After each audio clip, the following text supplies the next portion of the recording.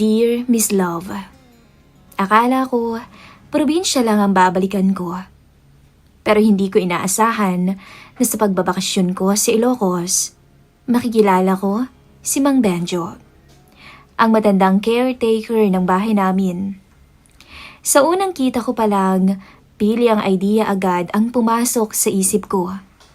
Habang pinapasyal niya ako, natuklasan ko kung gaano siya kabuti.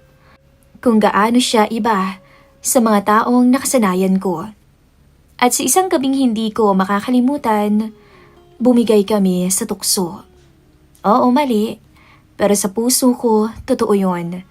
At kahit kailangan kong bumalik sa ibang bansa, may isang pangako kong iiwan. Babalik ako. Babalikan ko siya. Ako po si Kriza.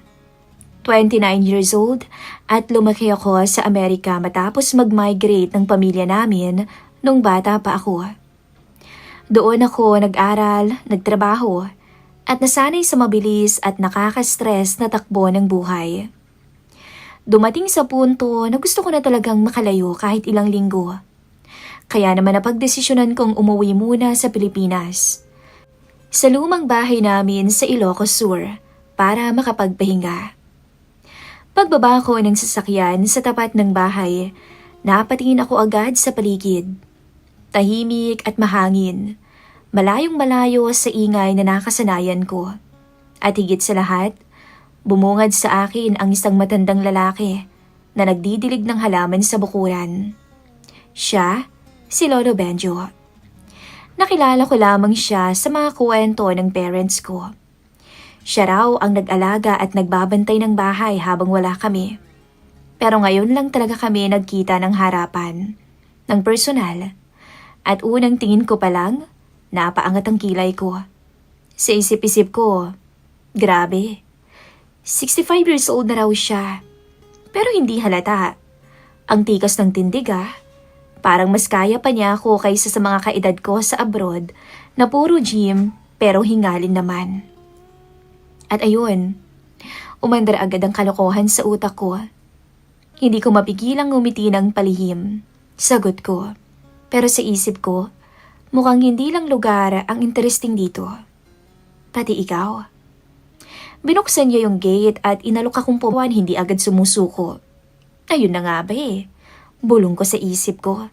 Hindi sumusuko. Kung ano-ano tuloy ang naiisip ko.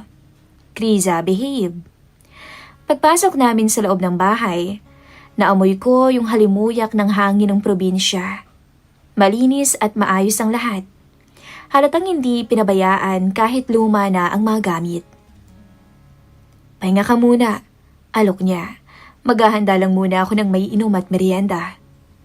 Tumango ako. Naupo ako sa lumang upuan. Habang pinagmamasdan siyang gumagalaw. Maliksi pa rin ang matanda. Habang nag-aayos siya sa kusina, naglalaro naman ang isip ko. Kung sa Amerika may sugar daddy, aba dito, may strong lolo.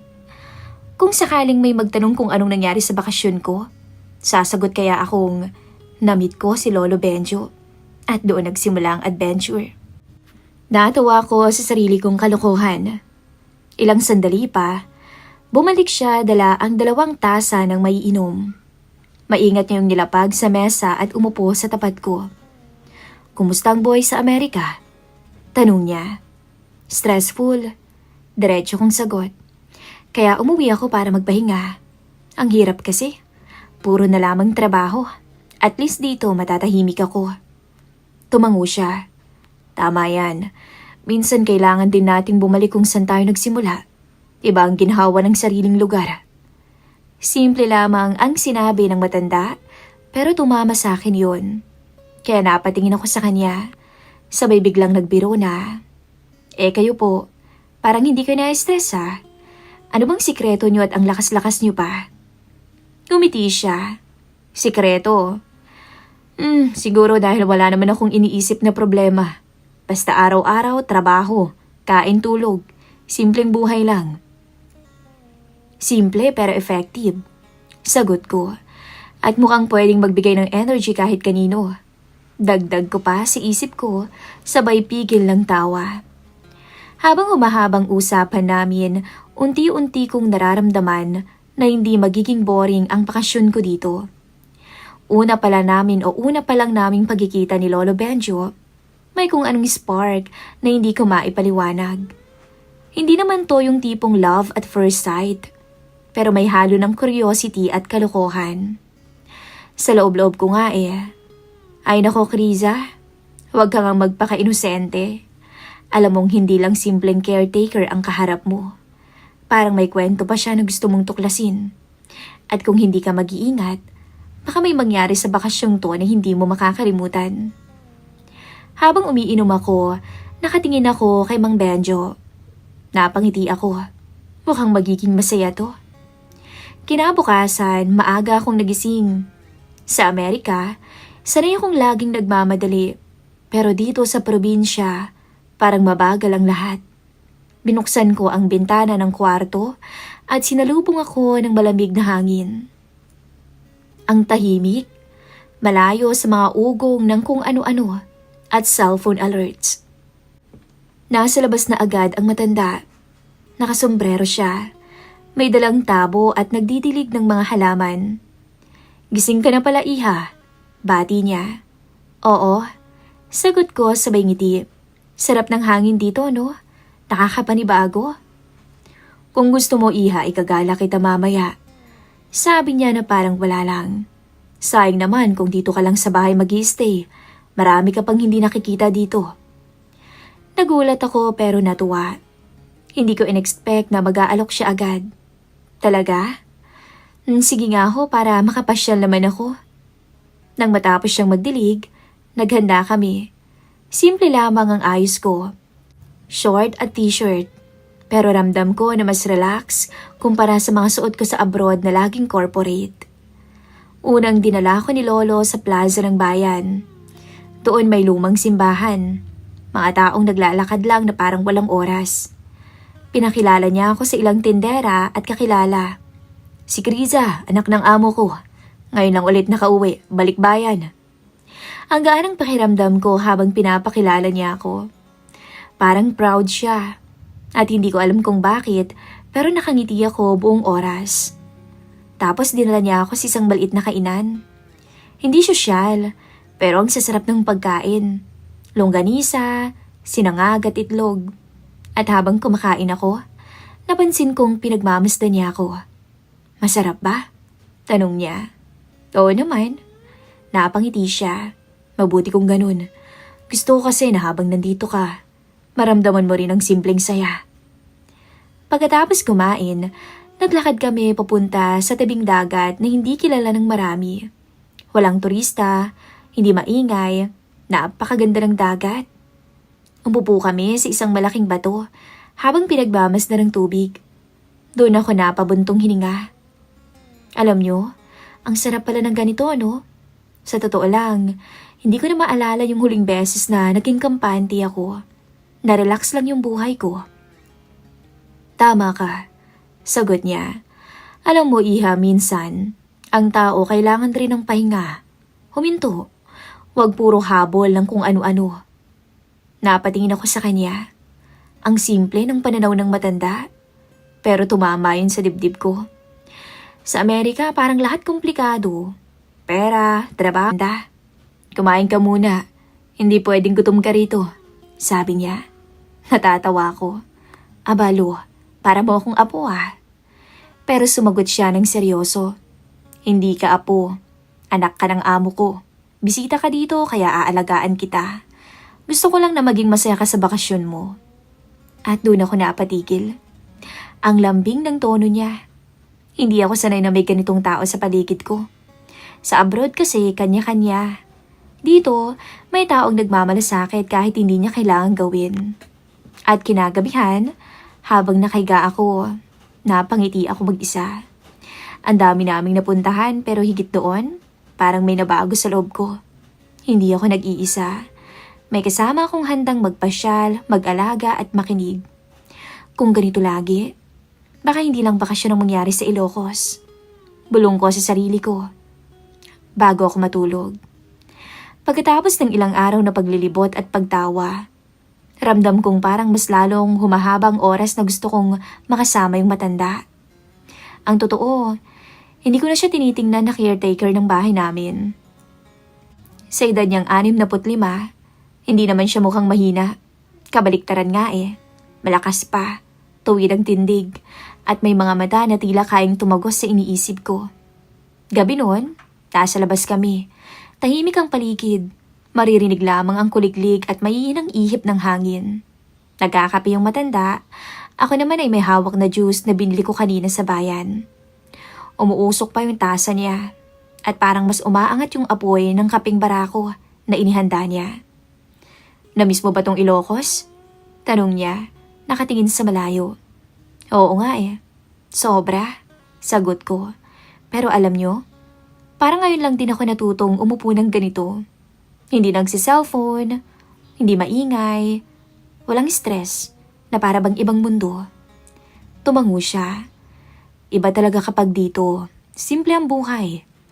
Napangiti ako at biglang naisip na tuksuhin siya. "Simple ka rin ba, Lolo Benjo? O baka naman may sikreto ka ring tinatago ah?" Napatingin siya sa akin. May bahagyang ngiti na para bang alam niyang nanunubok ako. Wala akong sikreto, hindi tutulad ng mga biro ko lang kanina. Parang seryoso na akong naiibang tingin sa kanya. At sa mismong oras na yun, nakaramdam ako ng kalokohan sa sarili ko. Yung kapilyang hindi ko inaasahang papatulan niya. "Alam mo, hindi ka mukhang sing-edad ng tatay ko," sabi ko bigla. Sabay inikot ang baso ng juice. "Kung hindi ko lang alam, baka isipin kong mas bata ka pa." Napailing siya, pero nakangiti. "Pilya ka talaga, Kriza." "Bakit? Totoo naman ah." Tumingin ako ng diretso sa mga mata niya. "May asim ka pa?" sabi nga nila. Doon ko nakita na bahagya siyang napatigil. Hindi siya agad sumagot.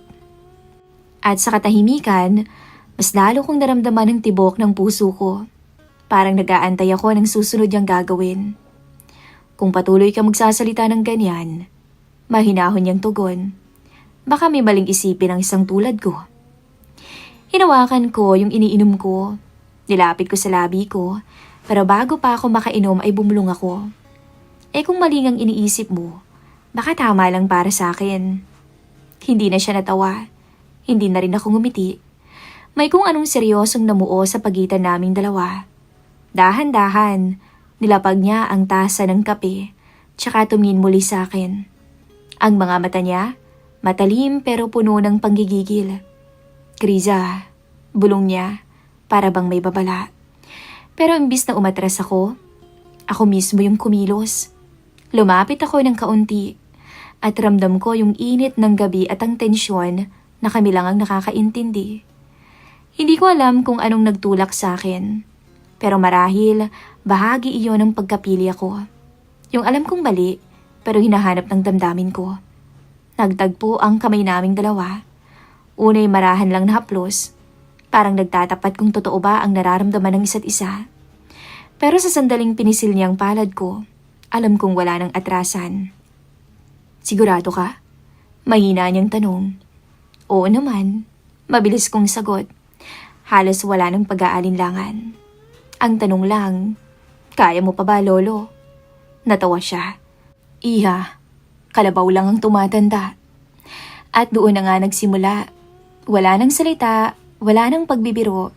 Ang lahat ng kaninang tawanan ay napalitan ng mga tingin at paglapit. Ang gabing yon, sa labas ng lumang bahay, ay naging saksi kung paano ko sinadya ang desisyon na iyon. Naramdaman ko ang tibok ng puso ko. Napakabilis, magulo, pero hindi na nagpapigil. Hindi ko na itidetalye pa dahil alam kong hindi yon kailangang ilahad. Pero malinaw na nung gabing yun, pumasok ako sa isang daan na hindi ko na kayang balikan. At nung maglapat yung labi namin ng matanda, grabe, nakaramdam ako ng kuryente, Miss Love. Hindi ko akalain, napapatol ako sa lalaking may edad na. Pero, akalain mo yun, inaakay niya ako papunta sa sala. At doon kami nagpatuloy. Isang halik na lalong lumalim, hanggang sa tuluyan na niya akong nakuha. Hindi naman siya yung una ko, pero alam kong siya ang pinaka-espesyal. Hingal na hingal kaming pareho sa may sofa. Halos hindi na rin ako makapagsalita sa labis na tinatamasa. Ano? Kaya pa ba, tanda?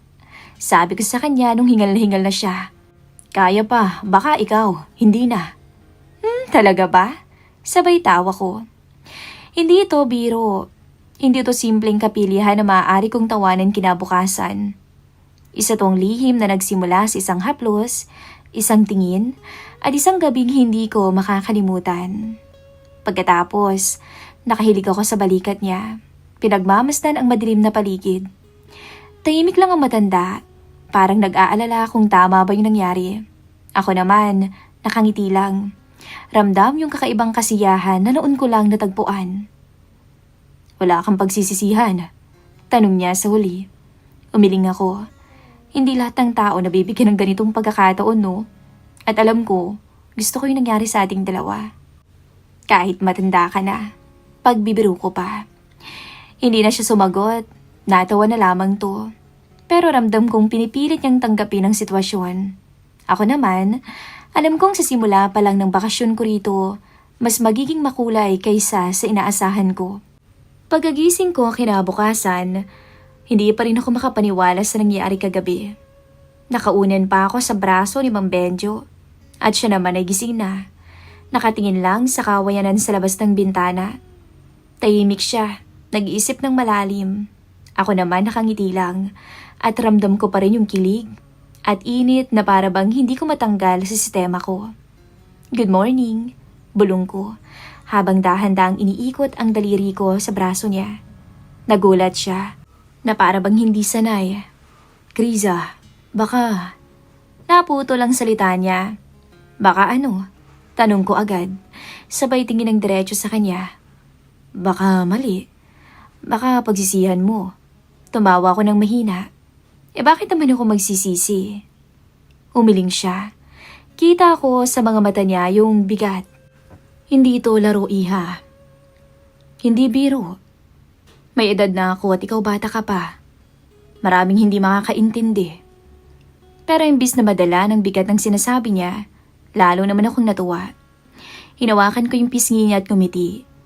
Lolo Benjo, lagi mo nalang iniisip yung iisipin ng iba. Ako, ang iniisip ko lang ay kung masaya ako. At sa ngayon, masaya ako sa bakasyon ko. Napapikit siya at parang napapailing na lang. Ramdam kong hirap siyang makipagtalo sa akin. Kasi sa bawat katagang binibitawan niya, ako rin mismo ang bumabasag ng argumento. Habang kumakain kami sa kusina, parang may kaunting ilangan. Ako, normal lang ang kilos. Nagbukas ako ng ref, kumuha ng malamig na tubig, at nagsimulang magkwento tungkol sa mga kabaliwan ko sa trabaho sa ibang bansa. Siya naman, tila alumpihit, parang hindi makatingin ng diretso. Ano? Bakit ba parang hindi ka na makatingin sa akin? Biro ko habang nakasandal sa upuan. Nagkibit balikat siya. Nahihiya ako eh. Hindi naman ako sanay sa ganito, iha. Tumawa ko, yung medyo malakas. Ay nako, huwag mo na kasing gawing komplikado, lolo. Hindi ba't mas masarap kung simple lang? Ako ang bisita, ikaw yung nag-aalaga sa akin. At ngayon, mas espesyal na yung tingin ko sa'yo. Pili ka talaga. Sabi niya na may halong ngiti na. Ano ka ba? Dati pa. Balik ko naman sa kanya sabay kindat. Hindi ko mapigilang asirin siya. Nakakatuwa kasi siya. Kada may pagkakataon na may seryoso siyang sasabihin, binabaliktad ko agad para maging magaan. Gusto ko kasing makita siyang ngumiti. Hindi laging nakakunot ang noo. At sa loob-loob ko, mas natutuwa akong nakikita na parang nahuhulog siya sa laro ko. Kinahapunan, nag-iya siyang pumunta kami sa tabing ilog. Sumama naman ako. At habang naglalakad kami sa pilapil, sinadya kong dikitan siya. Parang batang sumasandal sa nakakatanda. Hindi ka ba naiilang? Tanong ko habang sabay kaming naglalakad. Anong ibig mong sabihin? Nakasama mo ko? Na ganito tayo? Siyempre naiilang. Mabilis niyang sagot. Hindi naman normal yung sitwasyong to. Napangiti ako. Di mas masaya, di ba? Mas thrilling. Tumawa siya ng mahina. Pero kita ko yung pag-iling niya. Hindi ka talaga matinong babae. Yun ang sinabi niya. Nagulat ako pero natawa rin. Ah, salamat ah. Compliment ba yun? At habang nakaupo kami sa bato, pinagmamasdan ko siya. Kita ko na malakas talaga yung katawan niya. Yung paraan ng pagkilos na parang hindi talaga lugmok sa edad. Tapos naisip ko, kung ibang tao siguro ang makakakita sa amin ngayon, baka hindi sila maniwala. Ako isang balikbayan na sanay sa mabilis na buhay. Siya, caretaker na simpleng tao lang sa mata ng marami. Pero sa akin, ibang-iba na yung tingin ko sa kanya. Alam mo, sabi ko habang inaayos ang buhok ko, ikaw yung dahilan kung bakit magiging sulit tong bakasyon ko na to. Napatingin siya. Seryoso. Bakit naman ako? Kasi, kung hindi dahil sa'yo, baka inip na ako rito. Pero dahil may kasama akong katulad mo, hindi ako nababagot. Napangiti siya ng bahagya, pero hindi na sumagot.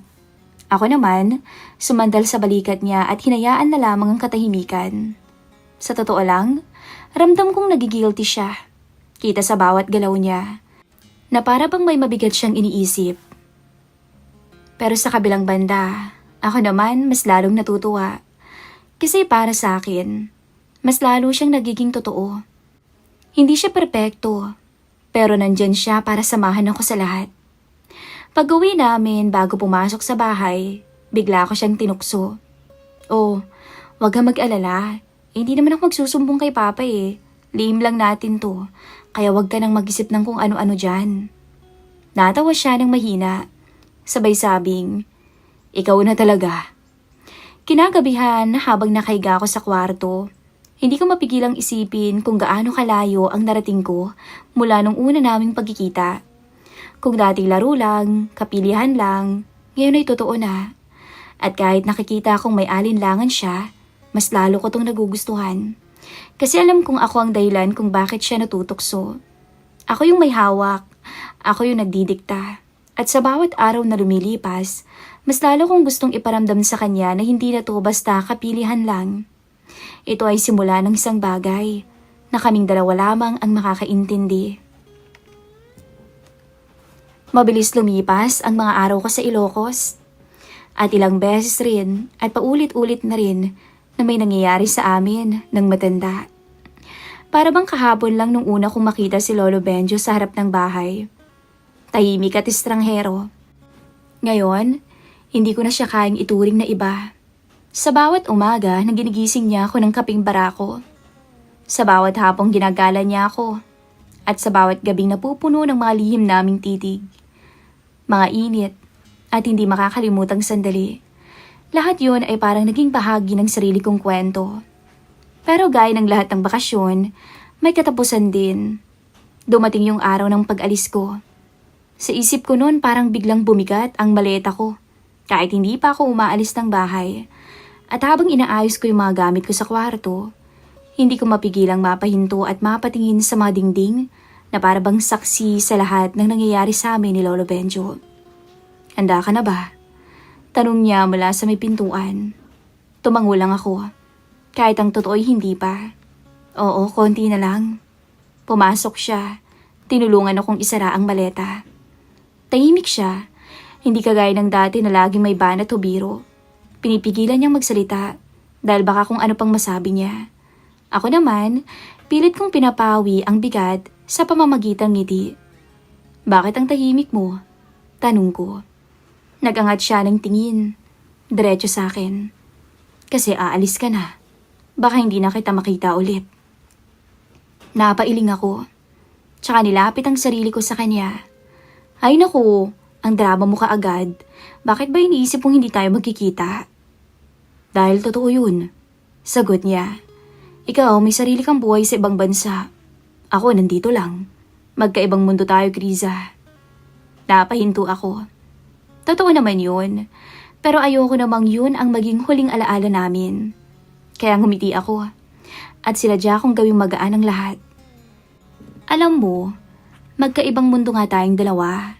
Pero hindi naman ibig sabihin nun hindi tayo magtatagpo ulit. Kinuha ko yung kamay niya at marahang pinisil. Ramdam ko yung pag-aatubili niya, pero hindi na siya kumawala. Parang tinanggap niya na lang ang init ng palad ko. Bumaba na kami at naghanda ng simpleng agahan. Habang kumakain, hindi talaga siya nagsasalita. Ako na ang nagkukwento ng nagkukwento. Tungkol sa mga kasamahan ko sa abroad, sa sobrang stress ng trabaho, at sa mga pangarap ko. Nakikinig lang siya, paminsan-minsan naman ay tumatango. Pagkatapos, tumulong siyang buhati ng maleta palabas. Sumakay kami sa sasakyan na maghahatid sa akin sa terminal. Habang umaandar, pinagmamasdan ko ang mga palayan, ang mga bundok, at ang mga kalasadang palikuliko na ilang araw ko ring dinaanan. Para bang bawat tanawin ay nagpapaalala sa akin nung mga sandaling kasama ko siya. Tahimik lang si Mang Benjo. Nasa tabi ko siya. Hawak yung maleta. Paminsan-minsan ay sinusulyapan ako, pero agad ding iiwas ng tingin. Alam mo, sabi ko bigla, ang dami kong baon na alaala galing dito. Pero higit sa lahat, ikaw yung pinaka-special. Napatigin siya. Ngumiti lang ako at sumandal sa balikat niya. Hindi ko na kailangan pang dagdagan yun. Pagdating sa terminal, bumaba na kami. Nilagay niya yung maleta sa gilid ko at tumayo lang doon. Parang ayaw lumayo. Ramdam ko yung bigat ng eksena, pero pilit kong ginagawang magaan. Salamat sabi ko. Kung wala ka, nabaliw na ako rito. Pero dahil nandyan ka, naging masaya yung bakasyon ko. Ngumiti siya pero may lungkot. Ako ang dapat magpasalamat. Dahil sa'yo, naramdaman kong buhay pa ako. Hindi ko napigilang hawakan ang pisngi niya at tingnan siya sa mata. Huwag ka kasing magsabi na parang ito na yung huli. Tumalikod na ako at lumakad papasok sa terminal. Pero bago ko tuluyang pumasok, huminto ako. Bumaling muli sa kanya. Nakita ko siyang nakatayo pa rin doon. Nakatingin sa akin. Parang pilit tinatandaan ang bawat anyo ko. Lumapit ako ulit. Kahit ilang hakbang na lang sana, ay mawawala na siya sa paningin ko. At doon, mahinang boses ang ginamit ko. Para sa kanya lang. Hindi pa tayo tapos. Bulong ko. Babalik ako. Babalikan kita. Yung number mo nasa akin. Tatawagan kita palagi. Tsaka huwag kang malulungkot. Hintayin mo ako. Baka naman pagbalik ko patay ka na Pagbibiro ko sa kanya.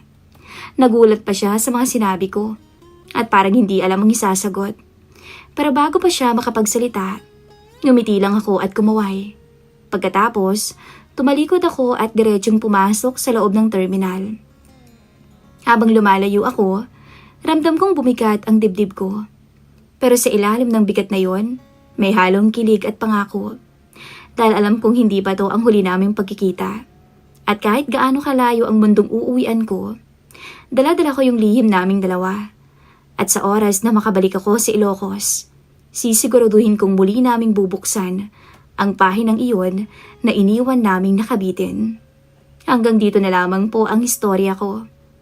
At next year, plano kong mag-resign sa trabaho ko para bumalik ng Pilipinas at makasama si Benjo.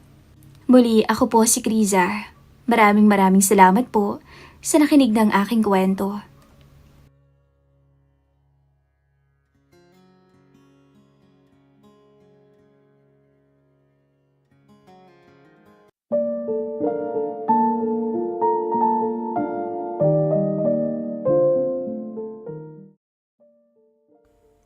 Magandang araw. Sa muli, ako nga po pala ulit si Lorene, isang bank teller. At ito po ang huling yugto ng aking kwento. Matapos naming pagsaluhan, ang isang mainit at matamis na gabi ni Aldrin, ay sabay kaming nakatulog, dala na rin ng matinding pagod. Nakakahiya magsabihin, ngunit damit ni Brian ang pinasuot ko sa kanya dahil hindi naman kakasya dito ang mga pantulog ko. Sumakto naman yun sa matipuno niyang katawan, ngunit bitin at maiksi yung tingnan dahil matangkad talaga to kumpara sa amin. Good morning, beautiful. Isang matamis na ngiti ang sumibol sa aking labi nang marinig ang malamig at medyo garalgal pang boses ni Aldrin. Halatang bagong gising. Mula sa kanyang tabi, ay bahagya pa akong napakurap para siguraduhin siya pa rin talaga ang nasa tabi ko. Bago may ngiti sa labing sumagot dito. Beautiful talaga. Biro ko habang tinatago ang kilig na nararamdaman. Paulit-ulit niya namang sinabi yon malapit sa puno ng aking tenga na siya namang naghatid ng ibayong kiliti sa aking sistema. Pakiramdam ko tuloy nun, para ako ulit isang dalaga. Sabi ko naman sa'yo, pasasahin kita diba? Anya nang tuluyang kumawala ang mga ngiti at halakhak na kanina ko pa pinipigilan dahil sa walang tigil na pangungulit niya. Tumango lamang ako sa kanya tsaka pilyang dinuro ang kanyang noo. Alam mo, nung nasa MRT tayong dalawa, buong akala ko, matured at silent type kang tao. Pero ngayon, nadiskubre kong makulit at pilyo ka pala. Kumawala ang mahinang halakhak mula dito na para bang natuwa rin siya sa sinabi ko. Matured at seryoso naman talaga ako pagdating sa pag-ibig. Pero syempre, may romantic at sweet side din naman ako. Hindi mo ba nagustuhan? Romantic at sweet ba ka mo? Marahan kong binasa ang pangilalim kong labi habang nakatitig sa kanya. Siguro kung mas nauna kong nakilala si Aldrin, baka ang tipo nitong lalaki ang nagustuhan at pinakasalan ko. At hindi ang tulad ni Brian. Masyado kasing immature at dependent ang lalaking yun. Halos lahat ng mga desisyon nga noon ay ako ang gumagawa. Kahit anong komplikado ng sitwasyon at kahit hirap na akong hatiin ang sarili ko sa dami ng mga bayarin, ay nananatili pa rin siyang walang imik. Kung hindi lamang nakapasok si Brian sa kumpanyang pagmamayari ng kaibigan ng boss ko, ay malamang nasa bahay pa rin to at walang stable na trabaho hanggang ngayon. Sa loob ng 3 taon naming pagsasama, hindi ko na mabilang kung ilang beses ko siyang kinumbinsi na magpatingin kami sa doktor. Nang sa ganun ay malaman namin ang mga dapat gawin upang matupad na ang pangarap naming magkaanak. Pero hindi nagtagal, napagod na lamang ako sa mga alibay at kaliwat ka ng rason niya. Lorraine, natahimik ka yata. Muli akong bumalik sa realidad matapos marinig ang may pangambang boses ni Aldrin. Hindi pa man ako nakakasagot sa kanya, ay nakarinig kaming dalawa ng magkakasunod na katok mula sa labas. Lorraine! Lorraine! Buksan mo ang pinto! Namilog ang mga mata kong tinitigan si Aldrin habang pinipigilan ang malakas na tambol ng aking dibdib. Hindi ako maaaring magkamali. Pagmamayari ng asawa kong si Brian, ang boses na iyon. Mabilis na nagtama ang mga mata naming dalawa ni Aldrin habang nag-iisip kung ano ang dapat naming gawin sa sitwasyong kinakaharap namin ngayon. Lorraine! Magkakasunod at malalakas na mga katok ang sumunod sa boses ni Brian. Kulang na nga lang gibain nito ang pinto. Pagbuksan ko lamang siya. Ang kapal ng mukha niyang bumalik dito. Hasik ko. Agad namang tumalima si Aldrin. Tsaka malalim na napabuntong hininga. Ramdam ko ang kagustuhan niyang harapin si Brian. Ngunit sa pamamagitan ng mahigpit na paghawak sa palapulsuhan nito, ay napigilan ko siya sa kanyang binabalak. Ako na. Ako nang bahalang mag-ayos ng gulo naming dalawa, Aldrin. Mas lalo lamang lalaki ang gulo kapag nakita ka niya. Please, pagmamakaawa ko dito. Labag man sa kalooban niya, ngunit wala siyang nagawa kung hindi pagbigyan ang hiling ko at magtago na lamang sa isang sulok na alam kong hindi siya makikita ni Brian kahit paanong gawin itong paninira sa aming pamamahay. Lorraine, mag-usap tayong dalawa.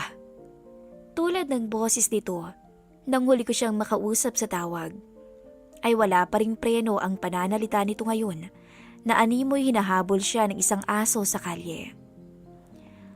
Wala na tayong dapat pang pag-usapan, Brian. Matalim ang titig na iginawad ko sa kanya, pero hindi niya man lang yon iniwasan. Maghiwalay na tayong dalawa para maging masaya ka na kasama ng office mate mo. Nasaksihan ko kung paano nandilim ang mukha nito habang umiigting ang kanyang mga panga. Ilang beses ko bang sasabihin sa'yong hindi totoo ang nakita mo? Sinuklaan ko rin ang bulyaw na ginagawa nito sa akin. At hindi hamak na mas malakas pa dahil alam kong ako ang mas may karapatang magalit sa aming dalawa. Huwag mo nang bilugin ang ulo ko, Brian. Matagal na akong may kutob sa pagiging malapit yung dalawa sa isa't isa ng Joy na yun. Pero pinaniwala mo kung para sa trabaho lang ang lahat. Sa kabila ng pagtatalo naming dalawa, hindi ko inalis ang paningin ko sa kamao nitong kanina pa nakakuyom habang nagsasalita. Kailangan kong maging handa at alisto.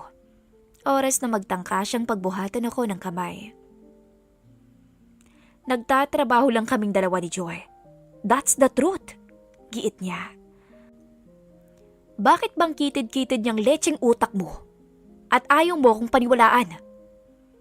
Umiling lamang ako sa harapan nito. Tsaka napabuga ng maras na hangin.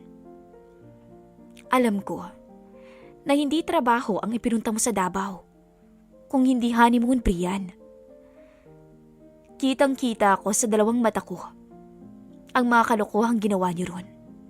Kaya wala kang karapatang pagsalitan ako ng masama. Dahil kung tutuusin, ikaw ang may kasalanan dito at hindi ang babaeng tinatawag mong makitid ang utak.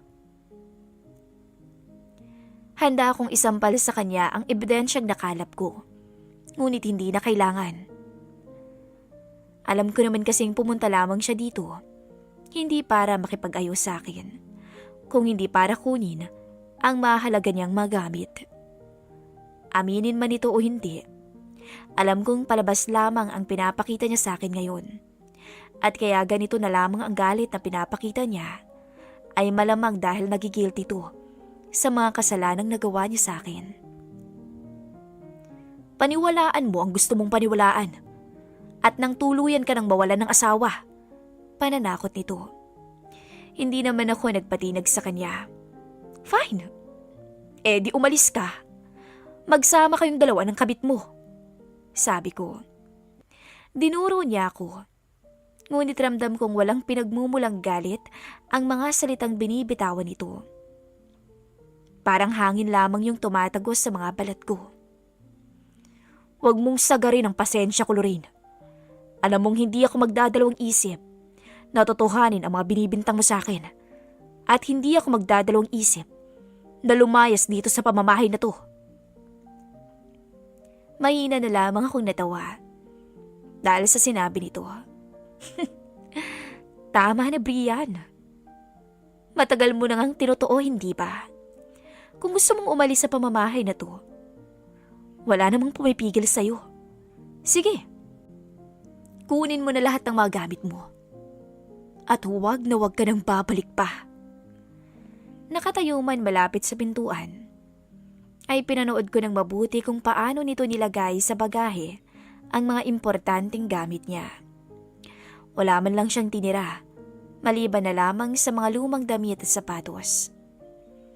Habang pinagmamasdan ko to palabas, ay napailing na lamang ako dahil hanggang sa huli ay mas pinili pa rin itong magsinungaling sa akin at itago ang relasyon nilang dalawa ni Joy.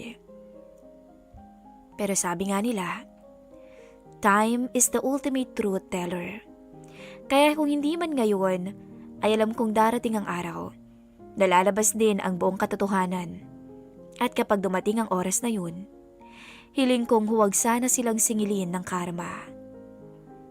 Pasensya ka na kung kailangan mong marinig yung pagtatalo naming dalawang mag-asawa. Sabi ko kay Aldrin.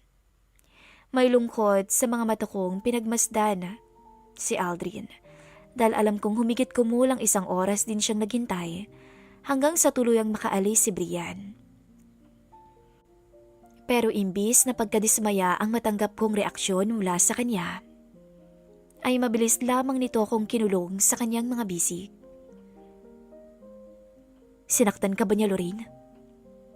Hindi. Gustuin ko mang kumawala mula sa yakap nito. Pero pakiramdam ko ay tuluyan na akong nawalan ng lakas sa aking kinatatuyuan. Hindi ko naman nahayaang saktan ako ni Brian eh. Wala siyang karapatang gawin sa akin ang bagay na yun. Tama nang ang puso ko lang ang sinaktan niya. Tumango lamang si Aldrin, tsaka na pabuntong hininga.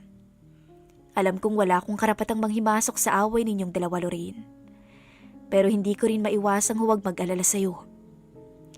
Kimi lamang akong ngumiti rito, tsaka minabuting kumawala na sa kanyang bisig. Huwag kang mag-alala. Idadaan ko naman sa legal na paraan ang paghiwalay naming dalawa at sisiguraduhin kong hindi na siya makakabalik dito. Wala akong natanggap na reaksyon mula kay Aldrin, pero ramdam ko ang umaapo niyang concern para sa akin. May pasok ka pa sa trabaho mamaya, hindi ba? Gusto mo bang dito ka na kumain ng breakfast? Pag-iiba ko sa usapan para basagin ang katahimikang pumagitna sa aming dalawa. Ramdam ko namang unti-unti ring nagkakulay ang mukha nito nang makita kong nakangiti ulit sa harapan niya. Siklib ako. Lihim akong napalabi nang sa wakas ay bumalik na rin ang ngiti sa mga labi niya. Ano namang idadahilan mo? Tanong ko. Nagkibit balikat lamang to. Pagod? Masakit ang ulo? Mabigat ang pakiramdam? May trangkaso? Pwede rin. Hindi ko napigilan ang huwag matawa dahil sa sinabi niya. Kalokohan. Akala ko matatawa rin siya, pero nakabusangot lamang tong humarap sa akin. Kaya nagmistula siyang isang batang inagawan ng candy sa harapan ko. Minsan lang naman ako umabsent sa trabaho. Tsaka, hindi kita pwedeng iwan ditong mag-isa. Baka mamaya bumalik ang asawa mo at may gawing masama sa'yo. Mas mabuti yung may kasama ka. Ayaw mo ba? Anya na para bang hindi kontento sa sinabi ko kanina. Wala akong nagawa kung hindi sumuko sa kagustuhan ito nang makumpirmang wala talaga tong balak na pumasok sa trabaho. Wala naman akong sinabing ayaw. Hindi lang talaga ako sanay na nakakaistorbo ko sa ibang tao. Ganun na lamang kabilis na lumalim ang gatla nito sa noo. Wala ka namang iniistorbo. Ginagawa ko ang bagay na to dahil gusto kita, Lorraine. Malalim akong napalunok sa narinig ko. Gustuin ko mang magbigay ng reaksyon, ngunit mahabang katahimikan lamang ang naisukli ko sa kanya. Hindi naman ako nagkulang na iparamdam yun sa'yo kagabi, hindi ba? Sinalubong nito ang mga mata ko kaya wala akong nagawa kung hindi sumagot. Aldrin. Pangalan pa lamang nito ang nababanggit ko. Ngunit hindi ko na maipaliwanag ang bigat na lumukob sa aking dibdib. Gustuin ko mang suklian ang pagmamahal na pinaparamdam mo sa akin. Pero kasal pa rin ako, Aldrin. Sa mga mata ng Diyos at sa mga mata ng lahat. Ano na lang ang sasabihin ng mga kakilala mo kapag nalaman nilang tungkol sa akin? Ayoko namang sabihin nila na pumatol ka sa isang babaeng may asawa na. Sa isang iglap ay tuluyang nawala ang mapagbirong Aldrin. Nagbago ang ekspresyon ng mukha nito. Naging seryoso yun, dahilan para mapalunok ako sa aking kinatatayuan. Hiwalay na kayong dalawa. Maiksi niyang sambit. Hindi pa sa legal na paraan, Aldrin. Sinadya kong ipaliwanag sa kanya ang lahat, sa pag-asang maiintindihan nito ang pinagmumula ng takot na nararamdaman ko. Alam mo namang matagal ang proseso ng annulment sa bansa natin, hindi ba? Hindi lang 1 taon. Baka higit pa roon ang itatagal ng proseso. Sabihin mang wala kaming anak ni Brian, pero kinasal pa rin kaming dalawa sa legal na paraan. At kahit sabihing nagloko siya, ay hindi sapat yun upang mapabilis ang annulment. Mabigat man sa kalooban kong sa ganitong paraan magtatapos ang ugnayan naming dalawa ni Aldrin. Pero kapakanan lamang niya ang iniisip ko. Ayokong maging makasarili, Aldrin. Pinigilan ko ang namumuong luha sa mga mata ko dahil ayokong makahanap siya ng rason para huwag akong talikuran. Ayokong matali ka sa akin sa loob ng mahabang panahon. Naiintindihan mo ba? Inasahan ko ang positibong tugon mula sa kanya nang mapatango ito makalipas ang ilang minuto. Maghihintay ako, Lorraine. May diin niyang wika matapos itong abutin ng aking kamay. Hindi ako nakapagsalita at natulala na lamang sa sunod na ginawa ni Aldrin. Buong ingat kasi nitong inalis ang suot kong wedding ring tsaka marahan akong hinalikan doon. Handa akong maghintay para sa'yo. Kahit gaano pa katagal, Lorraine. 3 taon. 3 taon din ang hinintay naming dalawa ni Aldrin bago naging legal ang aming pagsasama. Sa isang civil wedding na sinabay namin sa unang kaarawan ng anak naming si Althea, ay tuluyan naming sinelyuhan ang aming pagmamahalan. Hindi naging madali ang lahat, lalo na't ilang beses din kaming nagharap ni Brian hanggang sa maproseso ang aming annulment. Ilang ulit ding humingi sa akin ng tawad si Brian, habang hinihiling na sana'y magkabalikan kaming dalawa. Pero ilang beses ko ring pinamukha dito ang pagkakamaling nagawa niya sa akin. Lingid sa kaalaman ko, matagal na pala silang may relasyon ng office mate niyang si Joy. Pero sa ngayon, nauwi rin sa hiwalayan ang magulo nilang pagsasama matapos ang 1 taon. At higit sa lahat, itinago ni Brian sa akin ang katotohanang imposible pala kaming magkaroon ng anak. Dahil baog ito. Sa kabila ng mga nangyari, ay humingi rin ako ng tawad sa kanya. Dahil ng mga panahong puro kasinungalingan at pasakit ang mga pinaramdam niya sa akin, ay doon ko naman nakilala ang lalaking nagsilbing sandigan ko. Hindi lamang sa siksikan at magulo naming biyahe sa MRT, kung hindi maging sa lungkot at pait ng buhay. Maraming salamat po sa pakikinig ng aking kwento. At sana'y may napulot kayong aral. Nagmamahal, Lorraine.